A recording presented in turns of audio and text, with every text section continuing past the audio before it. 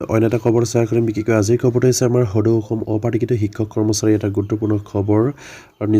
আছে তেখেতসকলৰ আকৌ এটা প্ৰতিবাদী কাৰ্যসূচী তেখেতসকলে গ্ৰহণ কৰিছে আৰু এই প্ৰতিবাদী কাৰ্যসূচী তেখেতসকলে কেতিয়া গ্ৰহণ কৰিছে ইয়াৰ নিশ্চয়কৈ মই আপোনালোকৰ লগত বিতংকৈ শ্বেয়াৰ কৰিম আপোনালোকে স্কিপ নকৰি সকলোৱে চাই থাকিব নিশ্চয় আপোনালোকে স্ক্ৰীনত প্ৰত্যক্ষ কৰিছে এখন প্ৰতিবাদী ধৰ্ণা কাৰ্যসূচীৰ এটা বেনাৰ তেখেতসকলে সেইখিনি বেনাৰ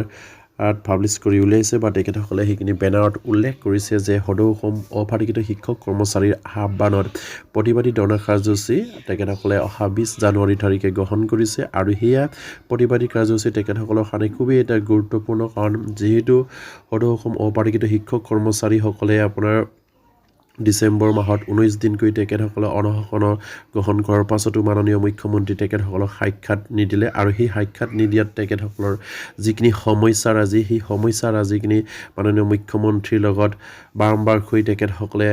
আৰু শিক্ষামন্ত্ৰীৰ লগত আলোচনা কৰাৰ প্ৰতিশ্ৰুতি প্ৰদান কৰি কিন্তু আজি পৰ্যন্ত তেখেতসকলৰ সেই সুফল লাভ কৰা নাই আৰু সেইবাবেই তেখেতসকলে যোৱা ডিচেম্বৰ মাহত 19 দিনকৈ তেখেতসকলে অনশন কাৰ্যসূচী গ্ৰহণ কৰাৰ পাছত তেখেতসকলে আকৌ অহা 20 জানুৱাৰী তাৰিখে প্ৰতিবাদী ধৰ্ণা কাৰ্যসূচী এটা গ্ৰহণ কৰিছে আৰু সেইবাবেই তেখেতসকলৰ বিষয়ববীয়াসকলে আমাৰ সকলো অপাৰিকৃত শিক্ষক কৰ্মচাৰীসকলৰ যিসকল শিক্ষক কৰ্মচাৰীসকল আছে অপাৰিকৃত শিক্ষক কৰ্মচাৰী তেখেতসকলে সেই প্ৰতিবাদী কাৰ্যসূচীত অংশগ্ৰহণ কৰিবৰ কাৰণে তেখেতসকলে বিনম্ৰভাৱে অনুৰোধ জনাইছে আৰু সেয়া স্থান নিশ্চয় আপোনালোকে স্ক্ৰীনত প্ৰত্যক্ষ কৰিছে তেখেতসকলে স্থানটো ছিলেক্ট কৰিছে সৰুজাই ষ্টেডিয়াম সন্মুখত গুৱাহাটীত সময় আবেলি 1 বজাত বুলি কৈছে আমাৰ এই প্ৰতিবাদী কাৰ্যসূচী সময় তেখেতসকলে 1 বজাৰ পৰা আৰম্ভ কৰিব সৰুজাই ষ্টেডিয়ামৰ সন্মুখত গুৱাহাটীত অহা 20 জানুৱাৰী তাৰিখে আৰু প্ৰত্যেকগৰাকী আমাৰ অপাৰিকৃত শিক্ষক কৰ্মচাৰীসকলক তেখেতসকলে সেই কাৰ্যসূচীত অংশগ্ৰহণ কৰিবৰ বাবে তেখেতসকলৰ বিষয়ববীয়াই অনুৰোধ জনাইছে আৰু বিশেষকৈ 2013 আৰু 2021 চনৰ তাৰিখৰ পৰা বঞ্চিত যিসকল শিক্ষক কৰ্মচাৰী আছে তেখেতসকলকো সেই প্ৰতিবাদী কাৰ্যসূচীত অংশগ্ৰহণ কৰিবৰ কাৰণে তেখেতসকলে বিনম্ৰভাৱে অনুৰোধ জনাইছে আৰু সেয়া নিশ্চয় আপোনালোকে স্ক্ৰীনত প্ৰত্যক্ষ কৰিছে ইয়াত লিখিছে সদৌ অসম অপাৰিকৃত শিক্ষক কৰ্মচাৰী আহ্বানত প্ৰতিবাদী ধৰ্ণা কাৰ্যসূচী তাৰিখ 20 জানুৱাৰী 2024 স্থান সৰুজাই ষ্টেডিয়াম সন্মুখত গুৱাহাটী সময় আবেলি 1 বজাত নিশ্চয়কৈ সকলো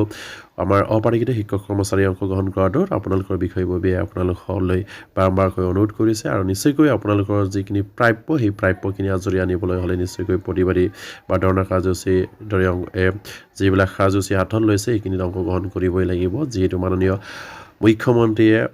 অপাৰিকৃত শিক্ষক কৰ্মচাৰীসকলৰ সমস্যা সমাধান কৰাৰ প্ৰতিশ্ৰুতি প্ৰদান কৰাৰ পাছতো আজি পৰ্যন্ত তেখেতসকলে সেইখিনি কাৰ্য নকৰাৰ কাৰণেই আমাৰ অপাৰিকৃত শিক্ষক কৰ্মচাৰীসকলৰ খুব বুজাৰিছে আৰু সেইবাবে তেখেতসকলে অহা 20 জানুৱাৰী তাৰিখে আকৌ সৰুজাই ষ্টেডিয়ামত